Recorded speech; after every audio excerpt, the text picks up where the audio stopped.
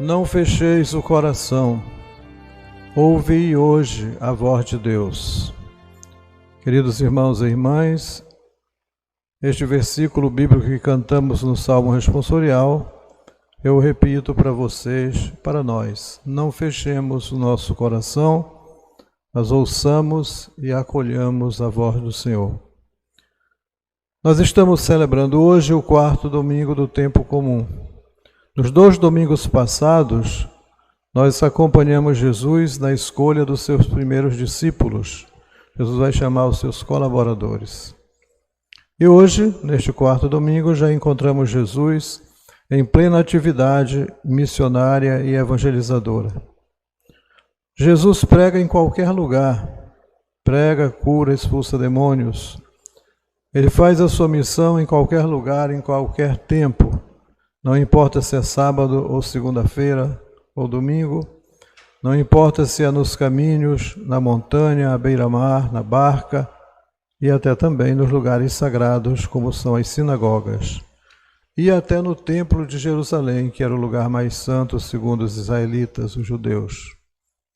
E hoje nós encontramos Jesus numa sinagoga. A sinagoga é a casa da palavra. Era o local onde os israelitas se reuniam todos os sábados para ouvir a palavra de Deus. É um lugar santo.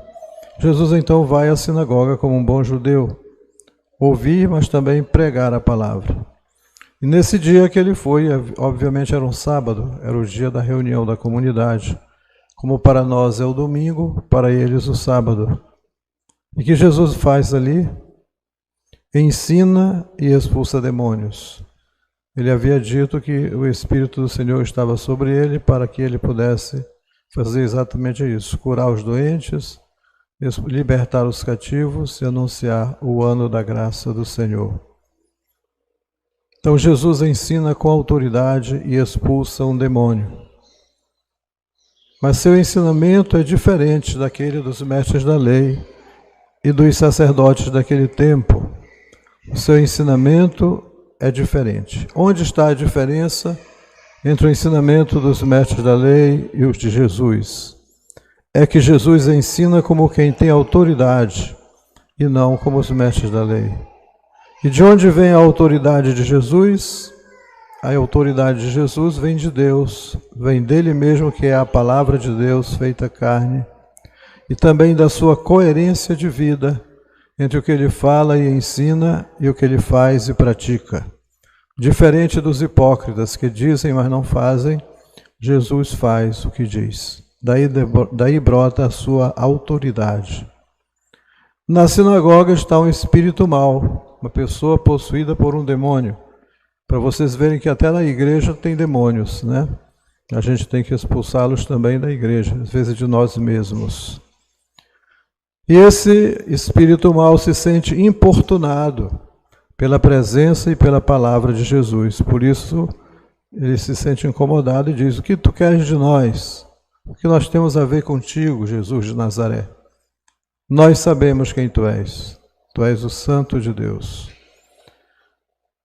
Vejam que até os demônios conhecem Jesus, sabem quem ele é, mas não o obedecem. Aí está a diferença. E o demônio sai. Jesus ordena, sai, né, deixa esse homem, e o demônio obedece a Jesus, cumprindo-se assim a profecia de Isaías. O Espírito do Senhor me enviou para libertar os cativos de toda opressão. Todos ficaram espantados e perguntavam: mas o que é isto? E eles mesmos respondiam: é um ensinamento novo, dado com autoridade.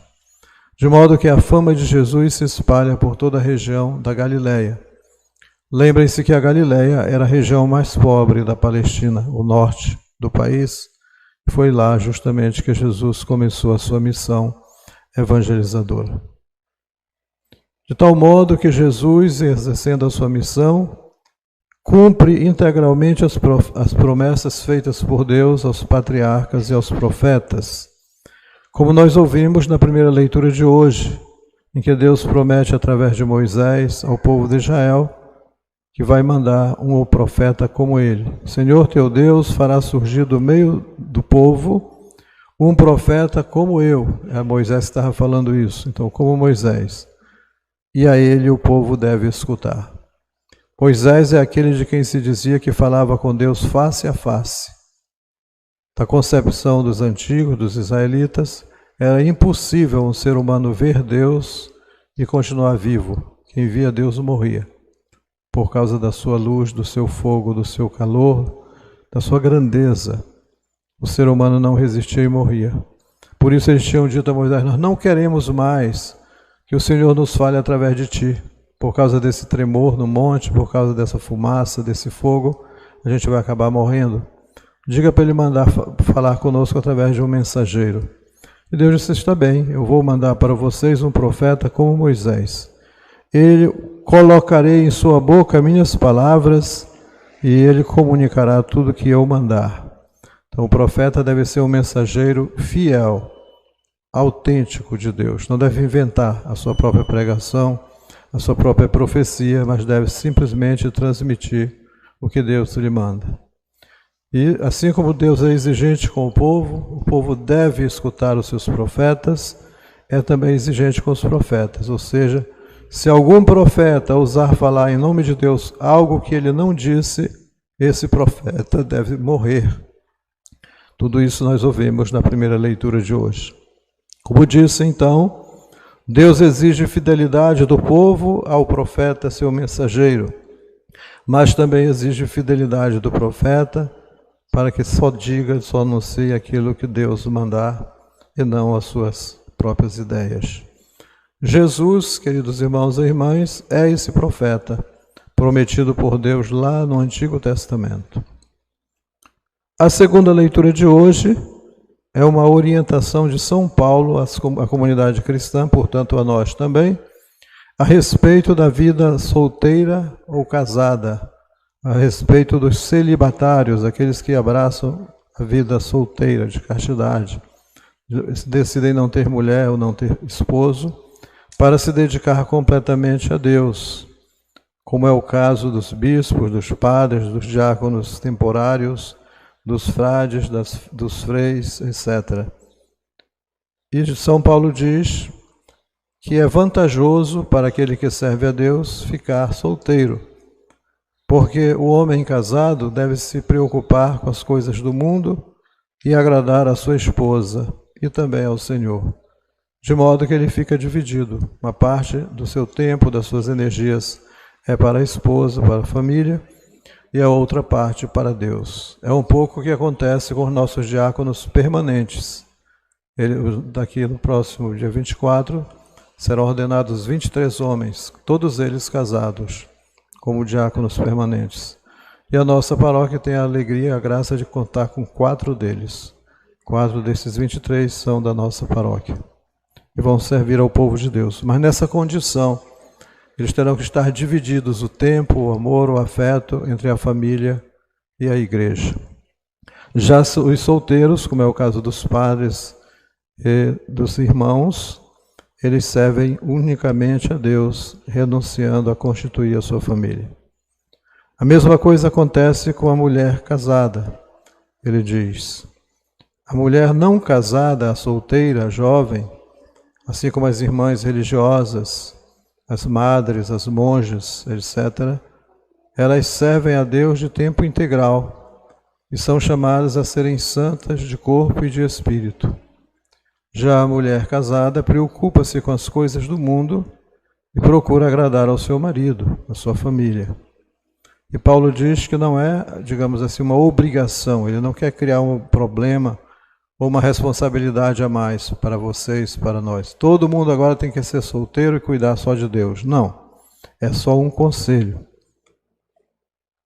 para levar as pessoas a escolherem o que é melhor, permanecendo a serviço do Senhor, sem outras preocupações. Queridos irmãos e irmãs, então acolhemos hoje essa palavra do Senhor, o ensinamento de Jesus que é dado com autoridade, e nós que somos seus mensageiros, seus discípulos e missionários, procuremos também a imitação do nosso Mestre e ensinar com autoridade. E a autoridade não advém do poder, que pode até ser um bispo, um padre. A autoridade provém da coerência de vida. Se eu pratico o que eu ensino, as pessoas acreditam em mim. Se eu prego uma coisa e vivo outra, as pessoas não acreditam. Então, que nós saibamos adquirir essa autoridade de Jesus na nossa vida e na nossa missão. Que assim seja. Amém.